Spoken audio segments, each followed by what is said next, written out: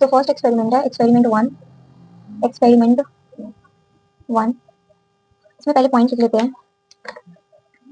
क्या क्या कंसीडर करते हैं? Consider a coil C1 connected to a galvanometer।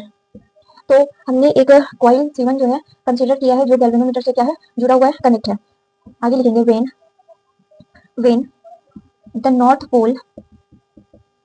Pole of a bar magnet is pushed towards coil, there is a deflection in the galvanometer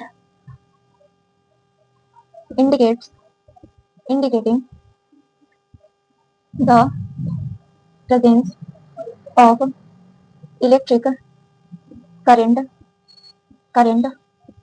in the coil।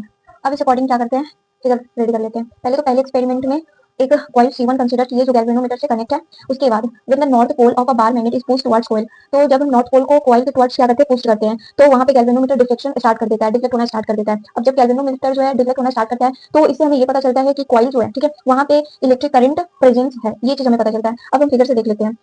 Suppose हमारे पास एक figure है, पहले तो हम एक कॉइल बना लेते हैं, ठीक है। कॉइल कुछ इस तरीके का है हमारे पास, ये कॉइल है, क्या है C1 है, तो C1 इसके नीचे है हमारा गैल्वेनोमीटर कुछ है इस तरीके का गैल्वेनोमीटर है, गैल्वेनोमीटर ये हो गया करंट। और इससे कुछ डिस्टेंस पे जो है ना बार मैग्नेट लेते हैं। बार मैग्नेट में दो पोल्स होते हैं, नॉर्थ पोल और साउथ पोल। तो ये हमारा नॉर्थ पोल हो जाएगा और ये हमारा साउथ पोल हो जाएगा। डायरेक्शन कुछ इस तरीके से इधर होगा।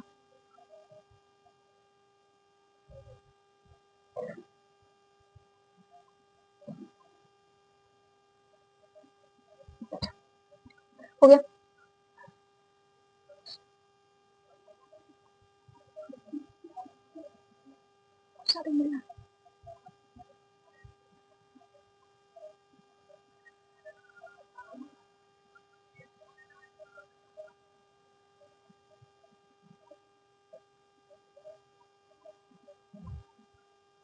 क्या कर लोगे, इस डायग्राम को थोड़ा सा नीचे कर लोगे, बार मैग्नेट को नीचे कर लोगे, ताकि जो भी करंट होगा वैसे हो जाएगा। नीचे कर लेना इसे थोड़ा, ये मेरा थोड़ा ऊपर चला गया। अब समझते हैं। तो लाइन में हमने ये कॉइल कंसीडर कर लिया है, ठीक है, और ये आपका गैल्वेनोमीटर से क्या है, तो कनेक्ट है, कॉइल गैल्वेनोमीटर से कनेक्ट है।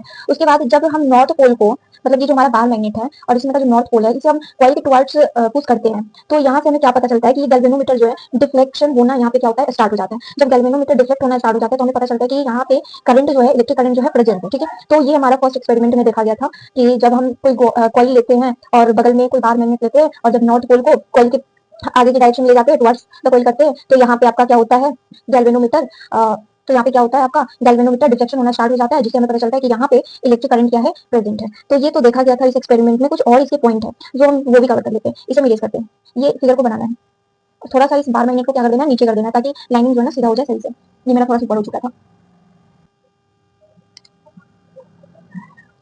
When the north pole is pulled away